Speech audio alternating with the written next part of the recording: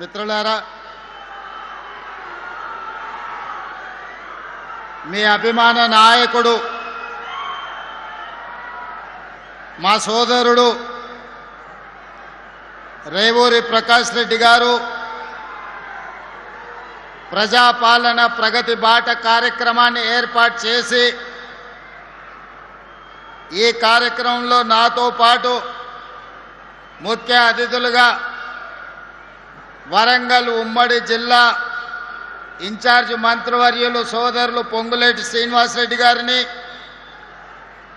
మా సోదరీమణి మీ అభిమాన నాయకురాలు శ్రీమతి సీతక్క గారిని, అదేవిధంగా సహచర మంత్రివర్గ సభ్యులు మిత్రులు అట్లూరు లక్ష్మణ్ గారిని, అదేవిధంగా శాసన మండలి సభ్యులు పిసిసి అధ్యక్షులు సోదరులు మహేష్ కుమార్ గౌడ్ గారిని, అదేవిధంగా స్థానిక పార్లమెంట్ సభ్యులు సోదరిమణి డాక్టర్ కావ్య గారిని, అదేవిధంగా మహబూబాబాద్ పార్లమెంట్ సభ్యులు మిత్రులు బలరాం నాయక్ గారిని, అదేవిధంగా మిత్రులు సోదరులు రాజ్యసభ సభ్యులు వేం నరేందర్ రెడ్డి గారిని, అదేవిధంగా పెద్దలు మాజీ మంత్రివర్యులు ఉప ముఖ్యమంత్రిగా పనిచేసిన అనుభవం ఉన్న శాసనసభ్యులు కడియం శ్రీహరి గారిని, అదేవిధంగా సోదరులు శాసనసభ్యులు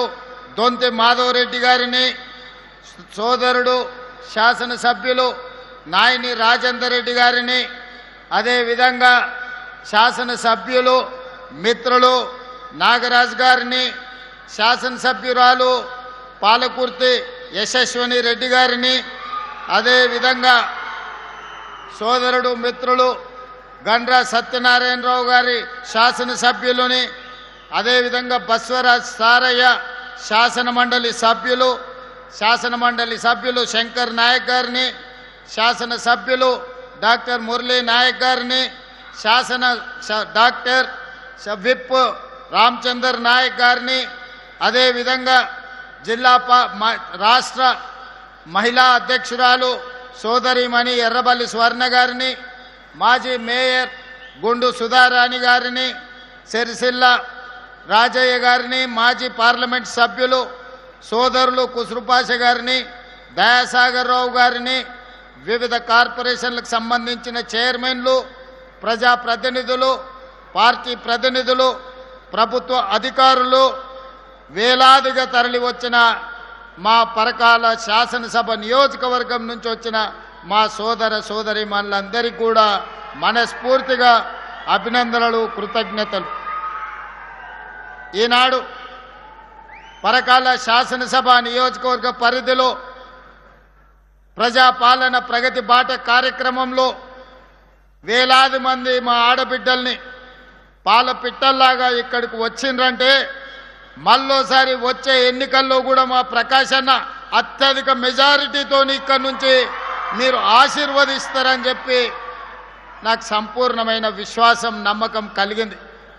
ఈరోజు అనుభవం కలిగిన రేవూరి ప్రకాష్ రెడ్డి గారు ఈ ప్రాంత శాసనసభ్యుడిగా ఎన్నిక కావడం వల్ల మీ ప్రాంత సమస్యలు తెలిసిన వాడిగా ఈ ప్రాంతాన్ని అభివృద్ధి చేయాలన్న ఆలోచనతో పదే సంబంధిత శాఖ మంత్రులతోనే కాదు, ప్రత్యక్షంగా నన్ను ఎన్నోసార్లు వారు వస్తూ వారే రాకుండా మా పార్లమెంట్ సభ్యురాలు కావ్యమ్మని, కడియం శ్రీహరి గారిని కూడా తోడు తీసుకొని వస్తుంటాడు నా మీద ఒత్తిడి చేయడానికి, ఈ పరకాల శాసనసభ నియోజకవర్గాన్ని అభివృద్ధి చేయడానికి. వారి ఆలోచన మేరకు, వారి విజ్ఞప్తి మేరకు ఈనాడు 424 కోట్ల రూపాయలతోని పరకాల శాసనసభ నియోజకవర్గంలో వివిధ అభివృద్ధి కార్యక్రమాల ఏర్పాటును ఈరోజు మనం ప్రారంభించుకోవడం జరిగింది. అదేవిధంగా వారి చెక్ డ్యాంల గురించి, మినీ స్టేడియం గురించి, ఇండోర్ స్టేడియం గురించి వివిధ అభివృద్ధి కార్యక్రమాలకు కూడా వారి విజ్ఞప్తి చేసిండ్రు. నేను ఇన్ఛార్జ్ మంత్రి శ్రీనివాసరెడ్డి గారికి సూచన చేసిన నివేదికలు తెప్పించి ఈనాడు ఆ అభివృద్ధి కార్యక్రమాలను కూడా మీకు మంజూరు చేయడం జరుగుతుంది అని చెప్పి నేను ఈ సందర్భంగా విజ్ఞప్తి చేస్తున్నా. మిత్రులారా, వరంగల్ జిల్లా ఈ ప్రాంతానికి ఒక గొప్ప చరిత్ర ఉన్నది, ఒక చైతన్యం ఉన్నది, పోరాట స్ఫూర్తి ఉన్నది. రాణి రుద్రమ నుంచి మొదలు పెడితే సమ్మక్క సారలమ్మ వరకు, అదేవిధంగా రుద్రదేవుడి నుంచి మొదలు పెడితే రామప్ప దేవాలయం, 1000 స్తంభాల గుడి ఈ ప్రాంతంలో అభివృద్ధికి, ఈ ప్రాంతంలో పోరాట పటిమకు ప్రతీకలు. అదేవిధంగా స్వతంత్రం వచ్చిన తర్వాత కూడా ఇక్కడున్న వాళ్ళను చూడండి. ఈ ప్రాంతం నుంచి ప్రాతినిధ్యం వహించిన వాళ్ళు ప్రొఫెసర్ జయశంకర్ గారు కావచ్చు, లేకపోతే దాశరథి గారు కావచ్చు, ఎంతోమంది ఈ ప్రాంతంలో ప్రజాప్రతినిధులుగా రాణించిన వాళ్ళే కాదు, ప్రజా జీవితంలో ప్రజల కోసం సర్వం ఒడ్డిన వాళ్ళ ప్రాంతం ఈ కాకతీయ సామ్రాజ్యం, ఈ ఓరుగల్లు కోట. ఈ ప్రాంతంలో ప్రజలకు చైతన్యం ఉన్నది, ప్రజలకు ఆలోచన ఉన్నది, ప్రజా సమస్యల కోసం పోరాడే శక్తి ఉన్నది. ఎప్పుడైతే ప్రజల చేత ఎన్నుకోబడ్డ ప్రజాప్రతినిధులు మేం ప్రభువులము, మేము మనుషుల కంటే అతీతులం, మేము దేవుళ్ళమని భావిస్తారో, దేవుళ్ళుగా భావించి ప్రజల మీద ఆధిపత్యం చెలాయించాలి, ఈ ప్రజల్ని అణిచివేయాల అనుకున్న ప్రతి సందర్భంలో ఈ వరంగల్ గడ్డ మీద చైతన్యంతో వాళ్ళను గోతి తీసి బొందబెట్టి ఒక చైతన్యాన్ని చూపించిన ప్రాంతం ఈ వరంగల్ ప్రాంతం. ఆనాడు విర్రవీగిన వాళ్ళు, అధికారంలో ఉన్నప్పుడు పోలీసుల చేత దాడులు చేయించిన వాళ్ళు, చివరికి భార్యాభర్తలు మాట్లాడుకుంటుంటే టెలిఫోన్ సంభాషణలు విన్న వాళ్ళు, ఇక ఎప్పటికీ అధికారం మాదే, మమ్మల్ని ఓడించేవాడు లేడు అని విర్రవీగిన వాళ్ళను యశస్విని, ఒక చిన్న అమ్మాయి 50,000 ఓట్లతోని బండకేసి కొట్టింది. రాజకీయాలలో కొండ, కాకలు తీరిన బండ అన్నాడు. కానీ మీ ఆడబిడ్డ ఒక్క దెబ్బ కొడితే బండ పక్కన 2 ముక్కలు అయింది. ఇది ఈ ప్రాంతంలో ఉన్న చైతన్యం. ఈ గెలుపు నాదో యశస్వినిదో కాదు, ఈ గెలుపు మీది. మీలో ఉన్న చైతన్యం, మీలో ఉన్న భావ ఆవేశం ఈనాడు ఈ ప్రాంతంలో 12 సీట్లకు 10 సీట్లను గెలిపించి ఈరోజు ప్రజాపాలన ప్రభుత్వాన్ని ఏర్పాటు చేసింది. అదేవిధంగా ఈనాడు పదే భావమార్దులు శాసనసభ ఏర్పాటు చెయ్యి, కేసీఆర్ పాలనలో ఏం జరిగిందో, రేవంత్ రెడ్డి పాలన ఏం జరిగిందో చర్చిద్దామని వారు అంటున్నారు. అయ్యా, మీ భావమార్దుల కోరిక మేరకు సెప్టెంబర్ నెలలో శాసనసభ సమావేశాలను ఏర్పాటు చేస్తా, భావమార్దులతో పాటు మీ మామను కూడా తీసుకొని రావాలి సభకని నేను చెప్తున్నా. మాజీ ముఖ్యమంత్రిగా, కేంద్ర మంత్రిగా 40 సంవత్సరాల అనుభవం ఉన్న చంద్రశేఖరరావు గారు శాసనసభకు రావాలి. 10 సంవత్సరాలు వారి పరిపాలనలో వారు తీసుకున్న సంక్షేమ పథకాలు, తెలంగాణలో చేసిన అభివృద్ధి గురించి చర్చించాలని నేను అడుగుతున్నా.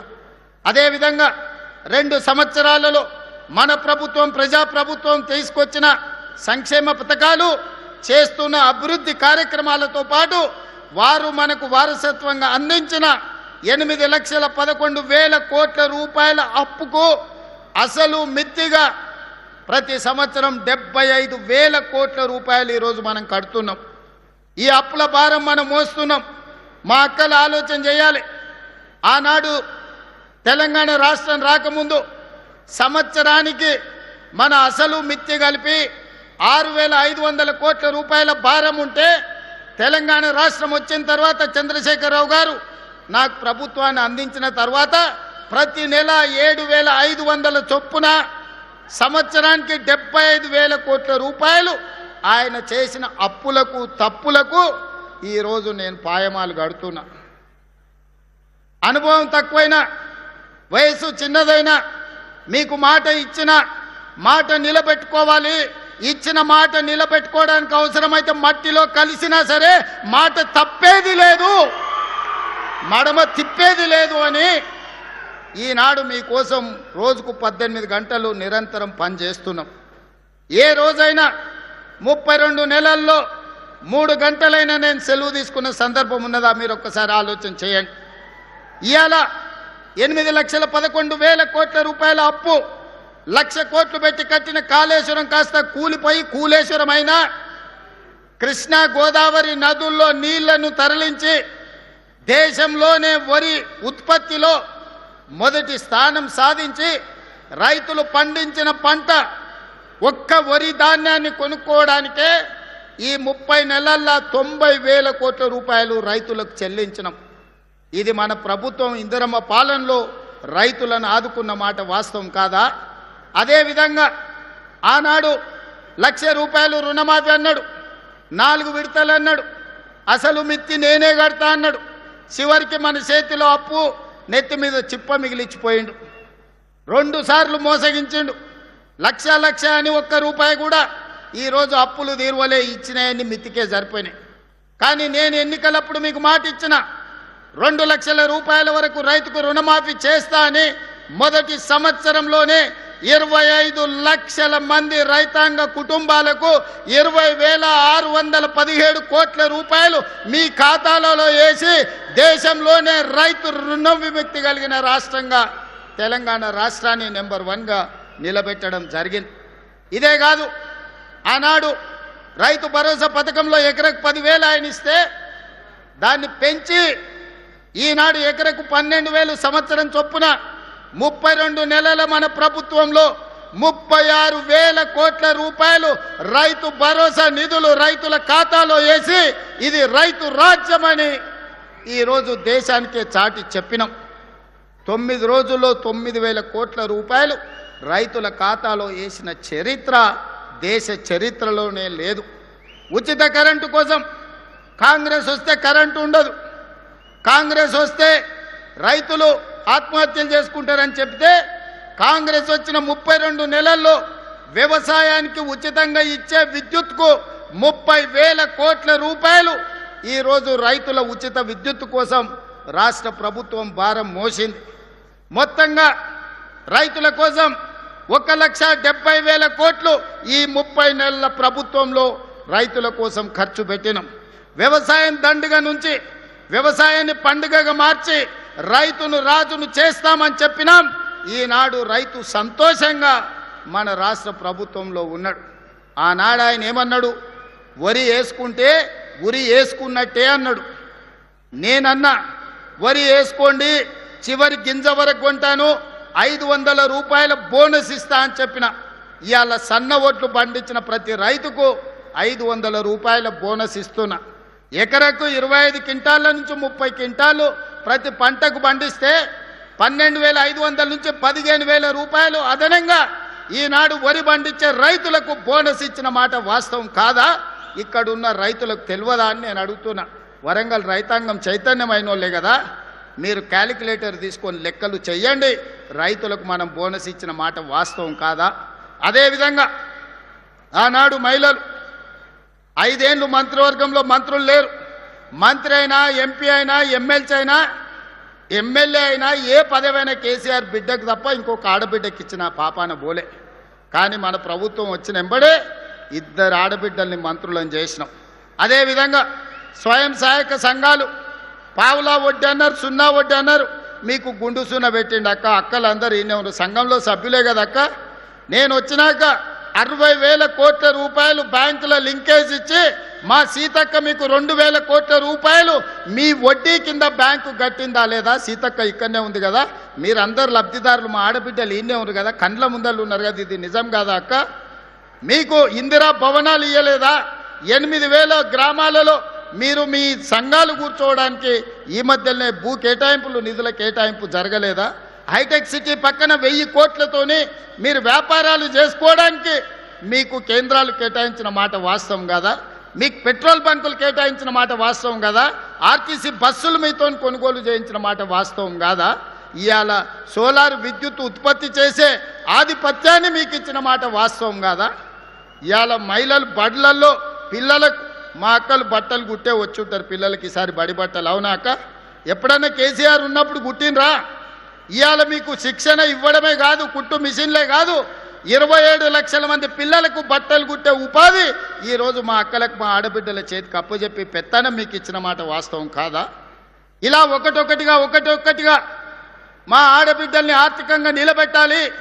నగదు ఆడబిడ్డ చేతుల్లో ఉంటే ఇంట్లో పిల్లల చదువులకో, లేకపోతే అత్తమామ వైద్య ఖర్చులకో, ఇల్లు కట్టుకోవడానికో, సంసారం చక్కదిద్దుకోవడానికి ఉంటుందని ఆడబిడ్డల చేతుల్లో నగదు ఆడే విధంగా ఇవాళ చర్యలు తీసుకున్న మాట వాస్తవం కాదా?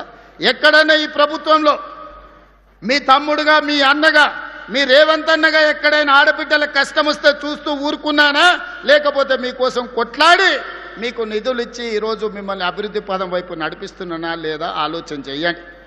ఇవాళ రక్త సంబంధం లేకపోయినా నా ఇంటి ఆడపడుచుగా సీతక్కకు అన్ని రకాలుగా అండగా నిలబడ్డ వాస్తవం కాదా?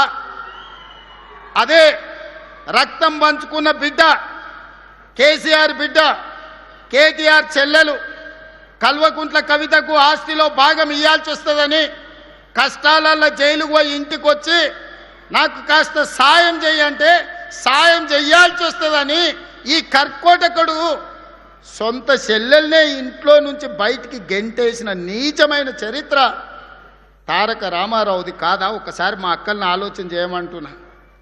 చెడిపోయి పుట్టింటికి పోకూడదని అంటారు పెద్దలు, కానీ ఒకవేళ చెల్లి కష్టాలలో ఉండి ఇంటికి వస్తే వేల కోట్ల రూపాయల ఆస్తి ఉన్నోడు సొంత తొడబుట్టిన చెల్లెలకు సాయం చేయకుండా ఇంట్లో నుంచి గెంటేస్తే కన్న తండ్రి కళ్ళు మూసుకొని పోయి ఉన్నాడా? కన్న తండ్రి ఏమన్నా ధృతరాష్ట్రుడా? కొడుకును పిలిచి సలాకి కాల్చి వాత పెట్టి వంగబెట్టి ఈపుల మీద 4 గుద్ది సగం ఆస్తి బిడ్డకి ఇవ్వాలి కదా, కానీ ఇంట్లోకి వెళ్ళి బయటికి గెంటేసిండు. కానీ నేను మీ అందరినీ సొంత కుటుంబ సభ్యుల్లాగా ఇవాళ చూసుకుంటున్నానా లేదా? అంతెందుకు, ఆనాడు బతుకమ్మ చీరల కమిషన్లు కొట్టేస్తే ఆ ఇచ్చిన చీరలు ఎన్నడన్నా మీరు కట్టుకున్నారా అక్క? బతుకమ్మ చీరలు ఎన్నడన్నా కట్టుకున్నారా? పండుగ నాడైనా ఎన్నడైనా ఏడగట్టిరా చీరలు? పల్లి చేను వేసుకుంటే పందులు రాకుంటుండనికే బెదిరియనికే చేనుల కాడ కట్టిరు. మొక్కజొన్నలు వేసుకుంటే పక్షులు తినకుండా ఉండనికే వాటిని బెదిరించనికే చీరలు ఆ చీర తీసుకుపోయి కట్టిరు. ఎన్నడన్నా ఒంటి మీద మా ఆడబిడ్డలు కట్టుకుర్రా? మరి ఇవాళ మీ సోదరుడు ఇందిరమ్మ చీరలు ఇస్తే, పాలపిట్ట రంగు చీరలు ఇస్తే వేలాది పాలపిట్టలు ఈ మీటింగులు వచ్చినాడు మా అక్కలందరూ ఆ చీర కట్టుకొని వచ్చారు. మీ తమ్ముడు పండుగ పూట మీకు పెట్టిన సారే కాదా ఈ చీర?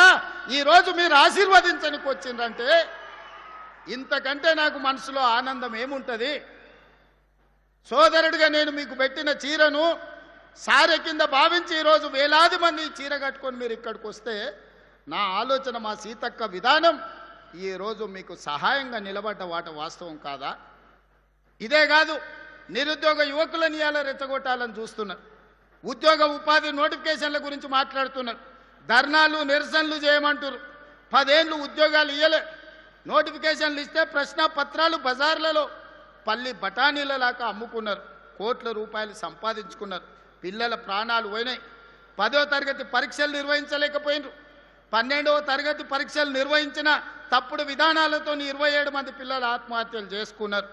ఇక పబ్లిక్ సర్వీస్ కమిషన్ గ్రూప్ 1 పరీక్షలు అయితే 100 కోట్ల రూపాయలు సంపాదించుకున్నారు. కానీ అదే మన ప్రభుత్వం వచ్చిన తర్వాత 70,000 ప్రభుత్వ ఉద్యోగాలు గ్రూప్ 1, గ్రూప్ 2, గ్రూప్ 3, గ్రూప్ 4, అదేవిధంగా పోలీస్, మెడికల్ అండ్ హెల్త్ వివిధ శాఖల్లో 70,000 ప్రభుత్వ ఉద్యోగ నియామకాలు చేపట్టి నిరుద్యోగ యువకుల యొక్క ఆకాంక్షల్ని, కలల్ని నెరవేర్చడానికి మన ప్రభుత్వం పనిచేసిన మాట వాస్తవం కాదా? ఇవాళ మళ్ళీ పోలీస్ నోటిఫికేషన్లు ఇచ్చినాం, పబ్లిక్ సర్వీస్ కమిషన్ నుంచి నోటిఫికేషన్లు ఇచ్చినాం. ఇవాళ పోలీసులు ఇంకా నోటిఫికేషన్లు ఇవ్వంటూ అన్ని ఖాళీలు మీకోసమే, విడతల వారి నియామకాలు చేపడతాం. వయసు మీకోసమే సడలించినాం. మీ మంచి కోసమే, మీ నిరుద్యోగ సమస్య పరిష్కారం కోసమే, మీ ఉజ్వల భవిష్యత్తు కోసమే ప్రభుత్వం ఆలోచన చేస్తున్నది. మీ రేవంత్ అన్న ఆలోచన చేస్తుండు. నా కుటుంబంలో ఎవరు ఉద్యోగాల కోసం పోయేది లేదు. ప్రభుత్వంలో మేము కింద మీద చేసేది లేదు. పేదల కోసమే, దళితుల కోసమే, గిరిజనుల కోసమే, మైనారిటీల కోసమే, మహిళల కోసమే ఈ ప్రభుత్వం పనిచేస్తుంది. ప్రభుత్వ ఉద్యోగ నియామకాలు చేపట్టే బాధ్యత నాది. విడతల వారీగా మీకు నియామకాలు చేపడతా, ప్రతి ఖాళీని భర్తీ చేస్తా. ఈరోజు నోటిఫికేషన్లు వచ్చిన పరీక్షలకు మంచిగా ప్రిపేర్ అవ్వండి. మాయ మాటలు వింటిరా మోసపోతారు. ఆనాడు అగ్గిపెట్టెరావు గారు, అఘోరరావు గారు 100 రూపాయలు పెట్టి పెట్రోల్ తెచ్చుకున్నాడు సీసా నిండా. 10 పైసలు అగ్గిపెట్టె తెచ్చుకోలే. రెచ్చగొట్టిండు. అమాయకులైన పిల్లల ఆవేశానికి లోనైనరు. శ్రీకాంతాచారి ఎల్బీ నగర్లో నిట్ట నిలువున తగలబెట్టుకొని తెలంగాణ కోసం ఆత్మ బలిదానం చేసుకున్నాడు. ఒక యాదయ్య, ఒక కానిస్టేబుల్ కిష్టయ్య, ఒక ఈశాన్ రెడ్డి, ఒక వేణుగోపాల్ రెడ్డి, 1200 మంది పిల్లలు తెలంగాణ రాష్ట్ర ఉద్యమంలో వీళ్ళు రెచ్చగొడితే వీళ్ళు వీధి నాటకాలు వేస్తే ఆత్మ బలిదానాలు చేసి తెలంగాణ రాష్ట్రం తెచ్చుకున్నారు. కానీ చంద్రశేఖరరావు గారి కుటుంబంలో ఎవరికన్నా అగ్గిపుల్లంతనన్నా చేతి గాలిందా? ఎవరన్నా కుటుంబం వాళ్ళ బంధువులలో ఎవరన్నా తెలంగాణ కోసం ప్రాణత్యాగం చేసిండ్రా? రెచ్చగొట్టాలే, మంది పిల్లలను సాబగొట్టాలే, ఆ శవాల పునాదుల మీద అధికారంలోకి రావాలనేదే వాళ్ళ ఆలోచన. మొన్నటికి మొన్న మీడియా మిత్రులు చూసింటారు, తెలంగాణ భవన్లో రక్తదాన కార్యక్రమం పెట్టారు. కాళేశ్వరం గోదావరి నీళ్లు మాకు ఇవ్వండి, మా రక్తం తీసుకోండి అని రక్తదాన కార్యక్రమం పెట్టారు తెలంగాణ భవన్లో. నేను అనుకున్న కనీసం తిన్న కొవ్వు అరుగుతుంది హరీష్ రావుకు, కేటీఆర్కు కొంత రక్తం ఇస్తే అనుకున్నా. వాళ్ళ కుటుంబంలో ఒక్కడు కూడా ఇయ్యలే. అమాయకులైన బీఆర్ఎస్ కార్యకర్తలు 100 మంది రక్తం ఇస్తే ప్రైవేట్ హాస్పిటల్లో పోయి కోట్ల రూపాయలకు ఆ రక్తం అమ్ముకున్నారు. ఆనాడు తెలంగాణ రాష్ట్రాన్ని దోపిడీకి పాల్పడుతుంది, 1000 కోట్లు కొల్లగొడుతుంది, అధికారాన్ని మీరే అనుభవిస్తుంది. చివరికి రోజు ప్రతిపక్షంలో ఉంటే మీ కార్యకర్తల రక్తాన్ని కూడా మోసం చేసి తీసుకొని ప్రైవేట్ హాస్పిటల్కి అమ్ముకొని పైసలు సంపాదించుకుంటున్నంటే మీరు మనుషుల, రాక్షసుల, రక్త పిపాసుల అని నేను ఈరోజు వేదిక మీద నుంచి అడుగుతున్నా. ఎందుకు ఇవ్వలేదే కేసీఆర్? ఆయనకు ఆరోగ్యం బాగాలేదనుకుందాం. హరీష్ రావు, కేటీఆర్ పాదయాత్రలు చేస్తాం, గోడలు దుంకుతాం అంటుండు కదా, చుక్క రక్తం కూడా ఎందుకు ఇవ్వలేదు మన రక్తదానంలో అని అడుగుతున్నా. రాజ్యసభ తీసుకున్న సంతోష్రావు ఎందుకు ఇవ్వలేదు? మంత్రి పదవి తీసుకున్న ఎర్రబల్లి దయాకర్ రావు ఎందుకు రక్తం ఇవ్వలేదయా? ఎందుకు ఇవ్వలేదు? వినోద్ రావు ఎందుకు ఇవ్వలేదు? వాళ్ళు మాత్రం ఏమి ఇయ్యరు, సిల్లు గవ్వియ్యరు, సుక్క రక్తం పొట్టివ్వరు. తెలంగాణ ప్రజల సొమ్ము 1000 కోట్లు కొల్లగొడతారు. చివరికి కార్యకర్తల రక్తాన్ని కూడా అమ్ముకునే రక్త పిపాసులు ఈరోజు కేసీఆర్ కుటుంబం అని నేను చెప్పదలుచుకున్నా. అందుకే యువ మిత్రులారా, మీ జీవితాలు నాశనం చేసుకోకండి, మీ ప్రాణాలు త్యాగం చేసుకోకండి, మీ సమయాన్ని వృధా చేసుకోకండి. మీరు ధర్నాలను, నిరసనలను పోతే పోలీసులు ఏవైనా కేసులు పెడితే మీ ఉద్యోగ ఉపాధి అవకాశాలు దెబ్బతింటాయి. ఆనాడు తెలంగాణ ఉద్యమంలో పెట్టిన కేసులు ఈనాటికి మిమ్మల్ని వెంటాడుతున్నాయి, వేటాడుతున్నాయి. అందుకే మీ సోదరుడు మీ రేవంత్ అన్న ఇక్కడ ఉన్నంత కాలం మీ ఉద్యోగ ఉపాధి అవకాశాల కోసం 100% మీకోసం కృషి చేస్తా, మీ సమస్యల్ని పరిష్కరిస్తా అని చెప్పదలుచుకున్నా. ఒక పక్కన రైతుల కోసం, మరో పక్కన మా ఆడబిడ్డల కోసం, ఇంకొక పక్కన నిరుద్యోగ యువకులు, విద్యార్థుల కోసమే ఈ రాష్ట్ర ప్రభుత్వం ఉన్నది.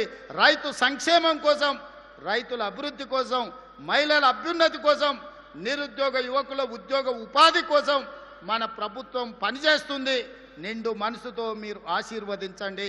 అదేవిధంగా నిన్న మన వాళ్ళు మాట్లాడి చర్చిద్దాం, సవాలు చేద్దామని శాసనసభలో. మళ్ళీ చెప్తున్న మీడియా మిత్రులారా రాసుకోండి, సెప్టెంబర్లో శాసనసభ సమావేశాలను పెడతాను. నేను ఒక పోలిక నేను మీకు చెప్పదలుచుకున్నా. ఆనాడు చంద్రశేఖరరావు గారు ముఖ్యమంత్రి అయ్యిండు. చంద్రశేఖరరావు గారు ముఖ్యమంత్రి అయితే హరీష్ రావు గారు, తారక రామారావు గారు మంత్రి అయ్యిండ్రు. నేను ముఖ్యమంత్రి అయితే మా సుయితక్క, కొండా సురేఖని మంత్రులను చేసిన నేను. ఆనాడు చంద్రశేఖరరావు ముఖ్యమంత్రి అయితే ఆయన ఎర్రబల్లి దయాకర్రావుని మంత్రిని చేసిండు. నేను ముఖ్యమంత్రి అయితే మా అడ్లూరి లక్ష్మణ్ని నేను మంత్రిని చేసిన. ఆనాడు చంద్రశేఖరరావు గారు ముఖ్యమంత్రి అయితే ఆయన బిడ్డను ఎంపీ చేసుకున్నాడు, ఓడిపోతే ఎమ్మెల్సీ చేసుకున్నాడు. నేను ముఖ్యమంత్రి అయితే మా చెల్లెలు డాక్టర్ కావ్యను పార్లమెంట్ సభ్యుడిగా చేసిన, యశస్విని ఎమ్మెల్యేగా చేసిన నేను. ఆనాడు చంద్రశేఖరరావు ముఖ్యమంత్రి అయితే జోగినిపల్లి సంతోష్రావు సడ్డకుని కొడుకుని రాజ్యసభ చేసుకున్నాడు. ఈనాడు నేను ముఖ్యమంత్రి అయితే మిత్రధర్మంగా వేం నరేందర్ రెడ్డిని మీ బిడ్డను రాజ్యసభలోకి పంపించిన నేను. ఆనాడు చంద్రశేఖరరావు ముఖ్యమంత్రి అయితే కరీంనగర్లో వినోద్రావును బండకేసి కొడితే ప్లానింగ్ కమిషన్ వైస్ చైర్మన్ చేసుకున్నాడు. నేను ముఖ్యమంత్రి అయితే తెలంగాణ ఉద్యమ కారకుడు JAC political JAC chairman Kodandaram గారిని నేను ఎమ్మెల్సీ చేసిన. ఇవాళ మీరు పోల్చుకోండి, చూడండి. చంద్రశేఖరరావు చేసింది ఫ్యామిలీ జస్టిస్ అయితే నేను చేసింది సోషల్ జస్టిస్. చంద్రశేఖరరావు గారు ముఖ్యమంత్రి అయితే ఆయన కొడుకును కేటీఆర్ను కార్యనిర్వాహక అధ్యక్షుడిని చేసుకున్నాడు. నేను ముఖ్యమంత్రి అయితే మా సోదరుడు మహేష్ గౌడ్ను సోషల్ జస్టిస్లో కాంగ్రెస్ పార్టీ అధ్యక్షుడిని చేసిన. ఇవాళ మీరు చెప్పండి సోదరులారా, కేసీఆర్ అయితే కేసీఆర్ కుటుంబానికి లాభం. అదే కాంగ్రెస్ పార్టీ అధికారంలోకి వస్తే బీసీలకు, ఎస్సీలకు, ఎస్టీలకు, మైనారిటీలకు మీ కుసూర్ పాషా ఈరోజు ఒక బలమైన బాధ్యతలు ఉన్నాడు. ఒక అజరుద్దీన్ ఈరోజు ఒక మంత్రిగా రాణిస్తున్నాడు. అందుకే ఈనాడు నేను స్పష్టంగా సవాల్ విసురుతున్నా. చంద్రశేఖరరావు ముఖ్యమంత్రి అయితే ఎవరెవరికి లాభం జరిగిందో అదే ఇందిరమ్మ రాజ్యం ప్రజాపాలన వస్తే ఏ రకంగా సీతక్క, కొండా సురేఖమ్మ మంత్రులైందో, ఏ రకంగా అడ్లూరు లక్ష్మణ్ మంత్రి అయిందో, ఏ రకంగా అజరుద్దీన్ మంత్రి అయిందో, ఏ రకంగా డాక్టర్ కావ్య ఎంపీ అయిందో, యశస్విని ఎమ్మెల్యే అయిందో, వేం నరేందర్ రెడ్డి రాజ్యసభ అయిందో, లెక్కలన్నీ పక్కాగా నేను చెప్తా. ప్రొఫెసర్ కోదండరామ్ ఏ రకంగా ఎమ్మెల్సీ అయిందో, ప్రొఫెసర్ జయశంకర్ గ్రామం రెవెన్యూ విలేజ్ ఏ విధంగా అయిందో నేను లెక్క చెప్తా. ఆ గ్రామానికి మా అన్న చెప్తున్నాడు 10 కోట్ల రూపాయలు డెవలప్మెంట్కి ఇచ్చినామని. ఆయన మాత్రం చింతమడకకి ఇచ్చుకున్నాడు. అవి కూడా ఇచ్చిండో కమిషన్లు కొట్టేసిండో నాకైతే తెలియదు. అందుకే ఈనాడు మిత్రులారా, ఇది ప్రజాపాలన. ఒకటొకటిగా సమస్యల్ని పరిష్కరించుకుంటున్నాం, మెల్లమెల్లగా కూడా తీసుకుంటున్నాం. ఈరోజు బోల్తా కొట్టిన బండిని పట్టాలు ఎక్కించినాం. ఇక పరిగెత్తిచ్చుడే ఉన్నది. మీ అందరి సహకారం, మీ అందరి ఆశీర్వాదం ఉండాలి. నిండు మనసుతో ఏ విధంగా అయితే పరికాలలో మన్న ప్రకాశాన్ని గెలిపించినో రాబోయే 2029లో రెట్టించిన మెజారిటీతోని ఈ ప్రాంతంలో గెలిపించండి. ఆ పక్కన దొంతి మాధవరెడ్డి గారిని, మిగతా వాళ్ళని, వేదిక మీద ఉన్నోళ్ళని, గక్కనే మన నాయన రాజేందర్ ఉన్నాడు. వరంగల్కి అండర్ గ్రౌండ్ డ్రైనేజ్ ఇస్తే ఏం అడగను అన్నాడు. 6,000 కోట్లతో అండర్ గ్రౌండ్ ఇచ్చిన. మళ్ళీ ఎంబడే వచ్చి ఔటర్ రింగ్ రోడ్ కావాలన్నాడు. అది కూడా ఇచ్చిన. మళ్ళీ వచ్చిన అన్నగా ఎయిర్పోర్ట్ ఇస్తామంటే గది కూడా అవుతుందని ఎయిర్పోర్ట్ కూడా నేనే ఇచ్చిన. ఇవాళ రైల్వే కోచ్ ఫ్యాక్టరీ కాజుపేటలో 10 ఏళ్ళు కేసీఆర్ దిగకపోతే నేను తీసుకొచ్చి ఈరోజు పనులు ప్రారంభించిన. మీరు చెప్పండి మిత్రులారా, ఆనాటి ప్రభుత్వంలో నిజాం కాలంలో నడిచిన ఎయిర్పోర్టు బంద్ అయితే ఒక్క రోజన్న మీ దిక్కు చూసిండా? Kazipet railway coach factory Sonia Gandhi హామీ ఇస్తే ఒక్కరోజైనా దానికోసం ప్రయత్నం చేసిండా? ఎన్నడన్నా మీ అండర్ గ్రౌండ్ డ్రైనేజ్ ఉండాలి వరంగల్కి అని ఆలోచన చేసిండా? వరంగల్కి ఔటర్ రింగ్ రోడ్ ఉండాలని ఆలోచన చేసిండా? కాకతీయ మెగా టెక్స్టైల్ పార్కులో మీకు ఉద్యోగ ఉపాధి అవకాశాలు ఉండాలి అని ఆలోచన చేసిండా? సమ్మక్క సారలమ్మ మందిరం, 100 ఏళ్ళ చరిత్ర ఉన్న సమ్మక్క సారలమ్మ మందిరం వైపు కూడా మళ్ళీ చూడలే ఆనాటి ముఖ్యమంత్రి.